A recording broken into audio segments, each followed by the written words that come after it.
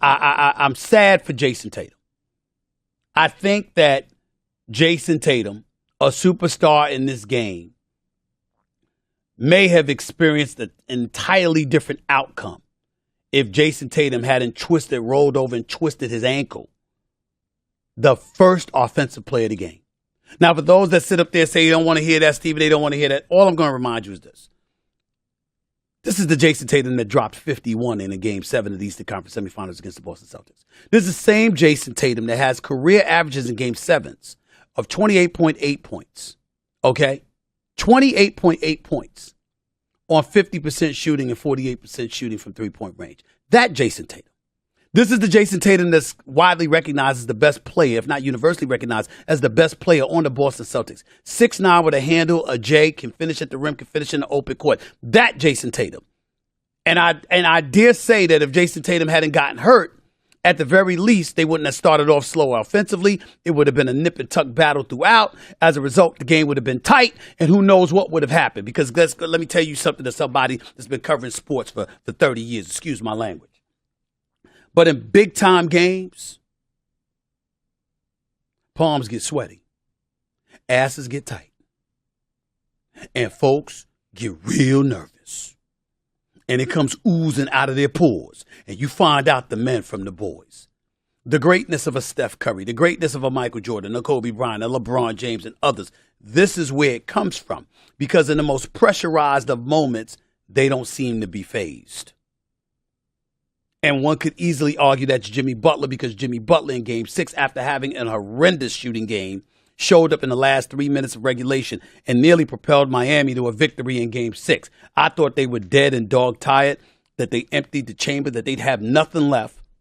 And sure enough, they turned around and showed up in Boston at TD Bank Garden and went right at the Boston Celtics. But I do think it was helped significantly by Jayson Tatum's injury. Having said all of that, Jayson Tatum, a 30-point-per-game scorer this year for the Boston Celtics. Larry Bird never even did that for the Boston Celtics, by the way. His sidekick, or number 2 per se, is Jaylen Brown, who averaged 26 a game this year.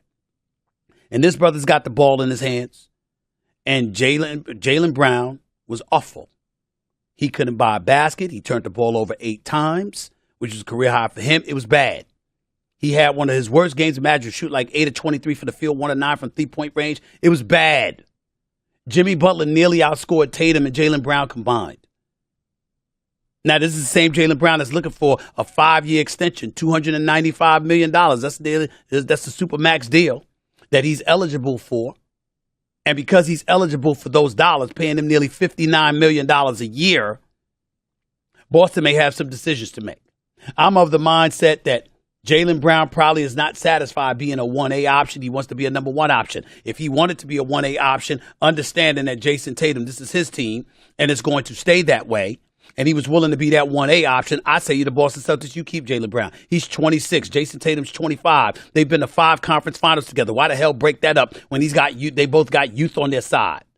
They can sit up there and grow together for the next half decade. Why the hell am I letting them go? Unless Jaylen Brown wants to be gone. And if he wants to be gone and he wants to be a number 1 option as opposed to a 1A option, if I'm the Boston Celtics, I'm on the phone with Damian Lillard, with the Portland Trailblazers about Damian Lillard. Because you put that brother at TD Garden. Not to say that he would go, not to say that he wants to go, but I'm saying that sniper extraordinaire, that marksman extraordinaire, that dude who waves goodbye to people as he's busting their ass. That guy, I got to tell you something. I at least make the call, and I look at it. That's just me. If I'm the New York Knicks, I see if there's a sucker in Boston that would take what I got to offer. I'd offer them Julius Randle and R.J. Barrett. I'd give them up both for Jaylen Brown. That's just me personally. I'd do it. I'm sorry, but I would. I'm sorry, but I would. I don't care how Jaylen Brown looked last night.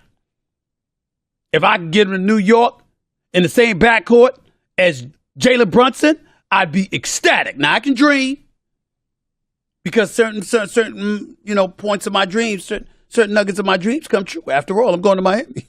I'm going to be there for games 3 and 4. I mean, dreams do come true. They can happen to you. Yes. I'm going to South Beach, and I'm very, very happy about that.